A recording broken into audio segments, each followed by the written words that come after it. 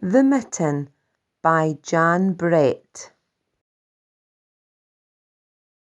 Once there was a boy named Nicky who wanted his new mittens made from wool as white as snow. At first his grandmother, Baba, did not want to knit white mittens. "If you drop one in the snow," she warned, "you'll never find it." But Nicky wanted snow white mittens, and finally Baba made them. After she finished, she said, "When you come home, first I will look to see if you're safe and sound, but then I will look to see if you still have your snow white mittens."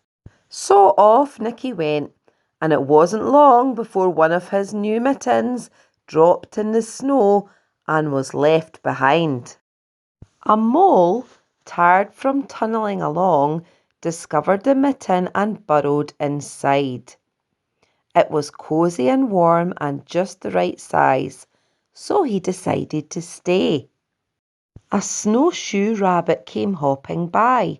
He stopped for a moment to admire his winter coat. It was then that he saw the mitten, and he wiggled in feet first. The mole didn't think there was room for both of them, but when he saw the rabbit's big kickers, he moved over. Next, a hedgehog came snuffling along.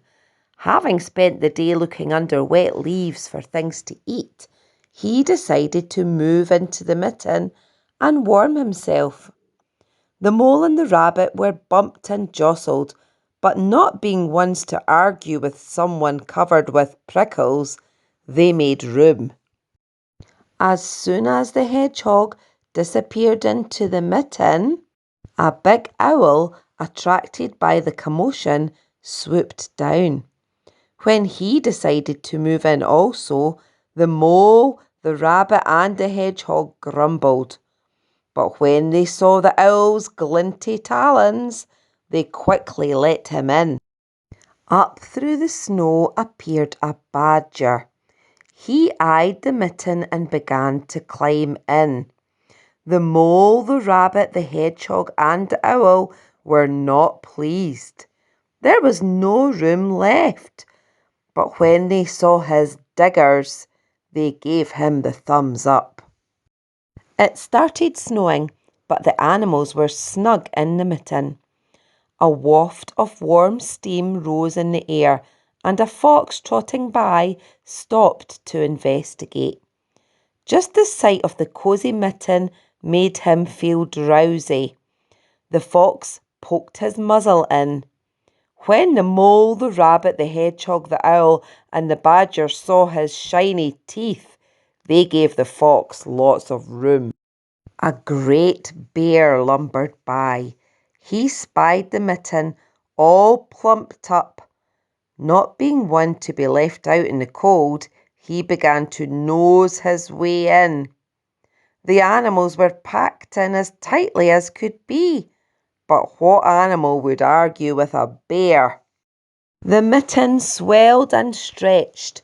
It was pulled and it bulged to many times its size, but Baba's good knitting held fast.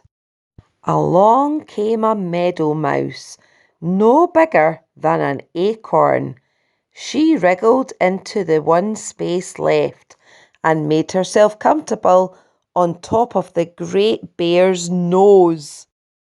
The bear, tickled by the mouse's whiskers, gave an enormous sneeze. "Ah, ah, ah, ah, choo!" The force of the sneeze shot the mitten up into the sky and scattered the animals in all directions. On his way home, Nicky saw a white shape in the distance.